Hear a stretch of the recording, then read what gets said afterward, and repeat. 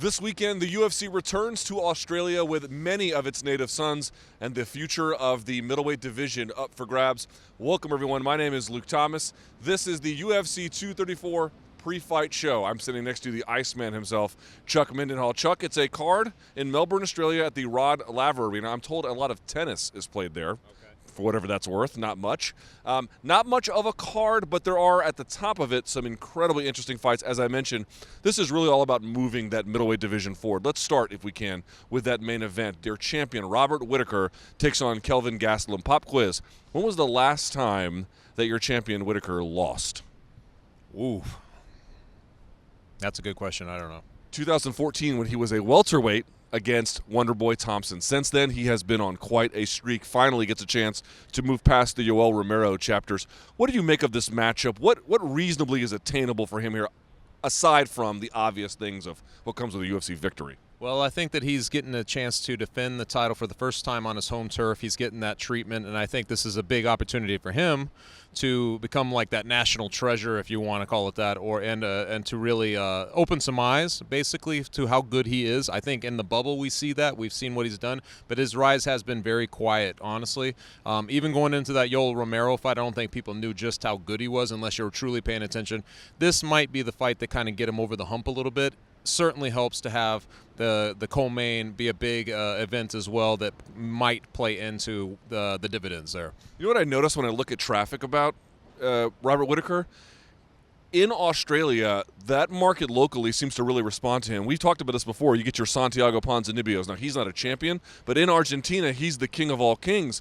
I don't know that Robert Whittaker is necessarily going to be a huge international star or even one in the United States, but I got to tell you, in his hometown, he's a big deal. You feel that as well? Yeah, I do. I feel like he's going to be one of those guys who will be Australian first, and then I think he'd do okay in the States if he keeps going what he's doing, but he just doesn't have the charisma or the natural want to go out there and do media and to create headlines in any other way other than his fighting. So to each his own, man. He is who he is, but I'll tell you what, his action and the way he fights, if you've watched him fight, and I know you have, I mean, you watch what the guy is capable of, he sells you on the right thing, and that's the spirit of fighting. He certainly does. Now, he has a tough challenge in Kelvin Gastelum. The matchup itself, Kelvin Gastelum comes into this fight after losing to Chris Weidman. He beat Michael Bisping in that vicious KO. Remember, Bisping lost to GSP, and I was like, I want that one back. That didn't go his way necessarily. Kelvin Gastelum came out on top on that one, and then he beat Jacare. Again, we talked about it earlier this week on the MMA Beat. I'm not saying he's an accidental contender, but realistically, what kind of challenge does he pose to Robert Whittaker? What is new and exciting about this matchup? You can't move him. He's on budget. It's crazy that he fought at 170 and he is such a force really at 185. I still remember watching that Tim Kennedy fight. I think it was UFC 206 in Toronto, and he just wore down. This is a guy who's a Ranger. He's done all this crazy stuff. Excellent cardio, Tim Kennedy, and he just got annihilated in that fight, drained. Like he had nothing that he could do to budge Kelvin Gastelum. If you see that version of him just presenting himself as like a rock against some frenetic energy or something like that, you wonder how that plays out. I find it a little bit compelling. He also has obviously very heavy hands, and if he's able to catch you with something, you're going to go to sleep. So I don't look at it as like an easy fight. I don't know if he's we went back and forth if is Kelvin Gastelum belong here, all that sort of thing. He's here, and sometimes we see guys like that kind of ruin a lot of narratives. And I certainly think that he's an icon killer. He's beat some guys in the past who I think, the UFC might not have wanted to, like Uriah Hall going all the way back to his beginning. He could do that again here. I just think he's that good. I want to talk about Kelvin's threats specifically because Robert Whittaker has shown himself to be something of an elite everyman, which is to say he can do everything really, really well, does have some strengths. You talked about what Kelvin Gastelum is good at. The hand speed's incredible. Obviously, both these guys, former welterweights, moving up to 185. The weight class has been beneficial for them. When you think about the task, and I'm not asking for the most technical breakdown, but just thinking in your head, what does Robert Whittaker have to be most concerned with when fighting Kelvin Gastelum? I'm going to say hand speed, boxing combinations. What's it for you? No, I think that's probably true.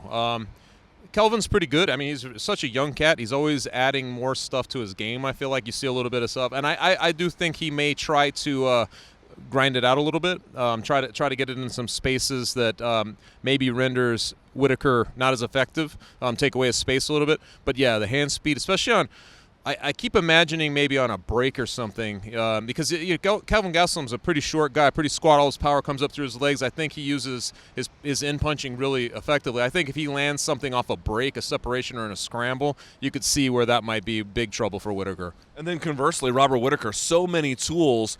There's a famous word I like when I think about him. Whenever you talk to a football coach in the South that has a weird name like Dabo Swinney, it's like this just sounds like made-up letters put together. But in any event, you know this term from college football in the South, trickeration, right?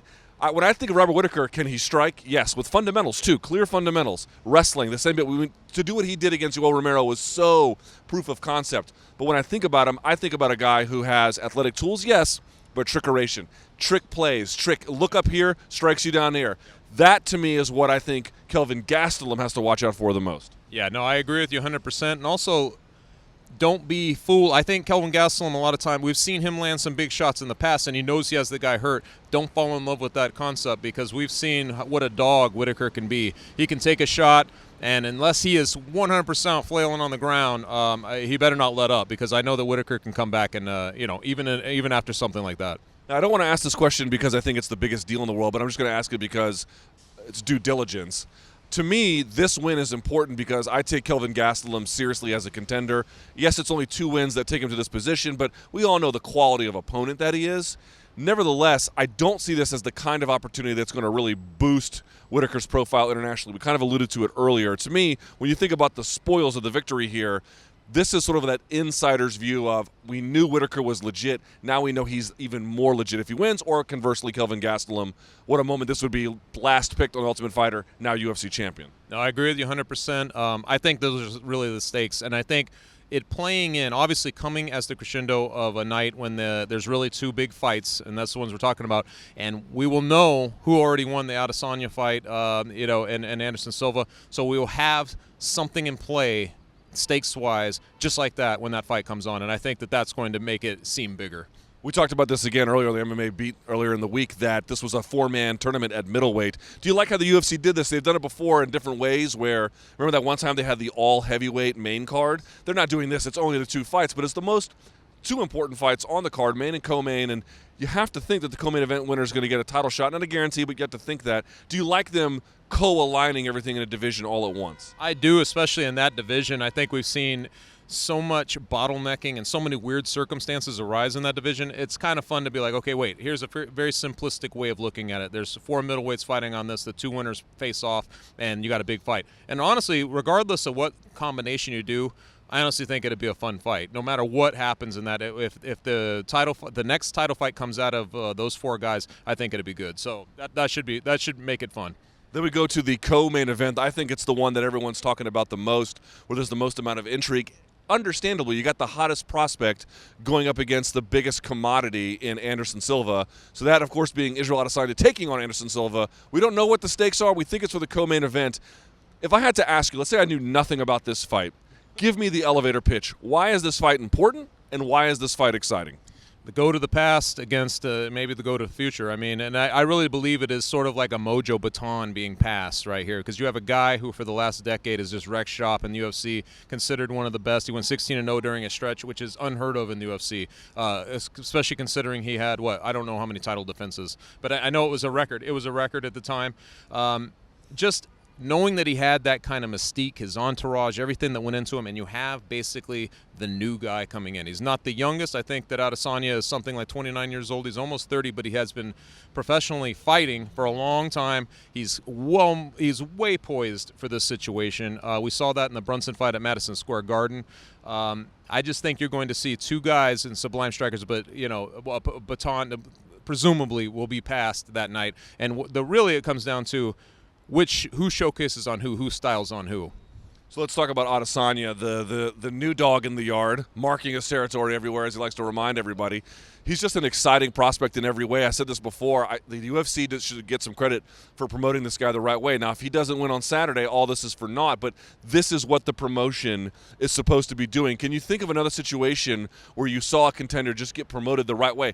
I'm going to say, I'm not comparing them as their situations are identical, but just in terms of a promotion properly assisting along the way, I'm going to say Conor McGregor, giving him the right fights at the right time. It was up to Conor to win, but it feels kind of similar.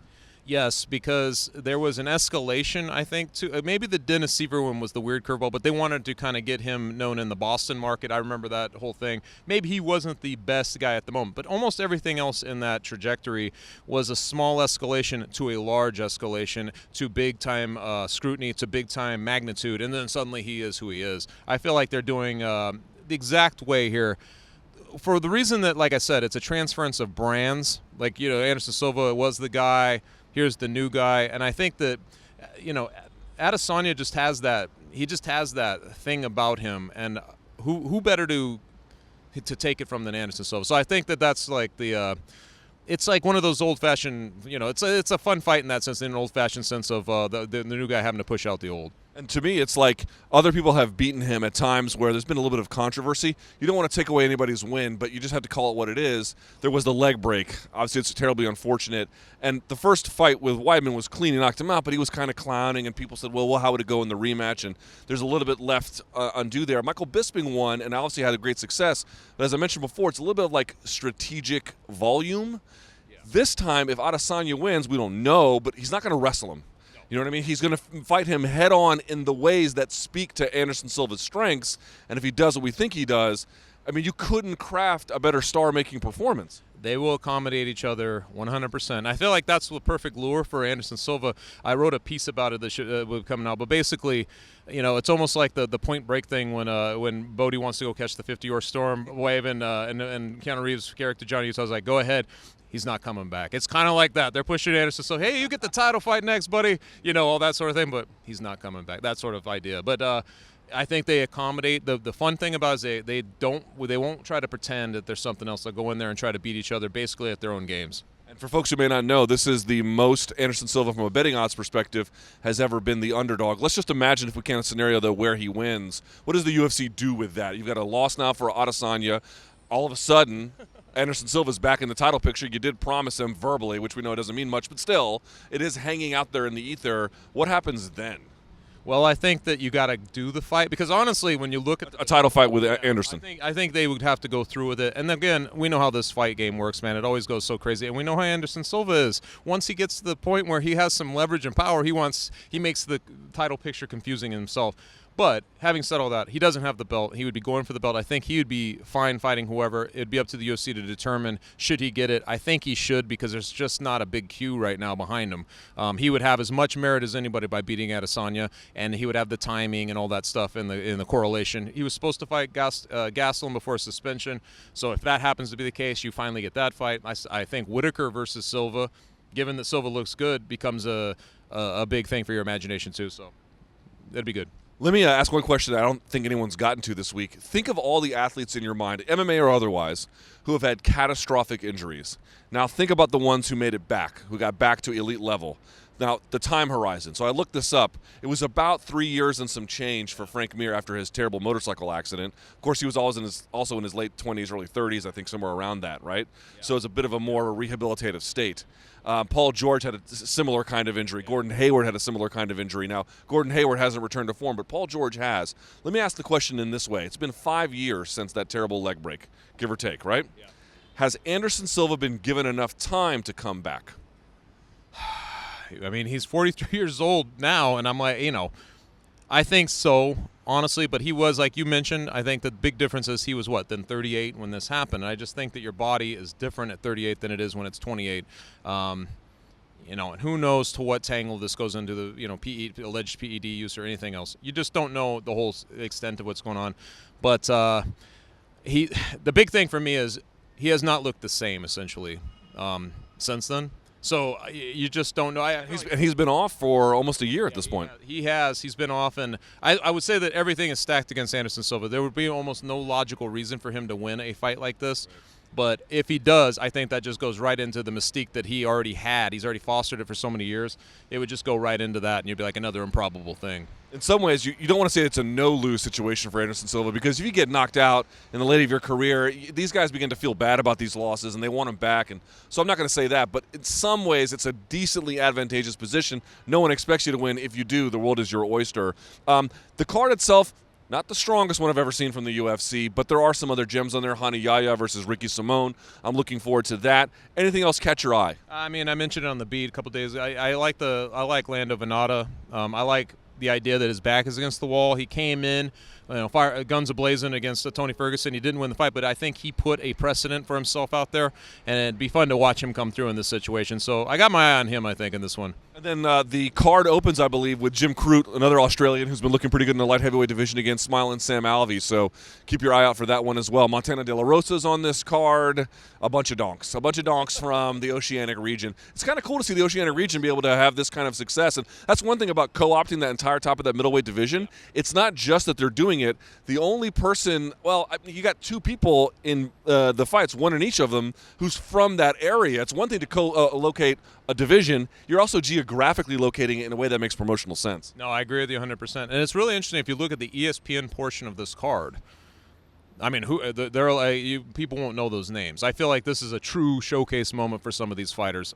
A lot of them, I'll admit, I've barely recognized going in. So I think that sometimes these things can be beneficial because you unearth guys who should get the recognition, and sometimes these end kind of poorly too because the caliber is not where it needs to be. Well, we're here in South Manhattan, but MMA Fighting is also on location in Australia. We're going to have great photos, great videos, great coverage for you guys from down under. So keep it locked to MMA Fighting. That's Chuck. I'm Luke. Enjoy the fights. We'll talk to you guys when they're over.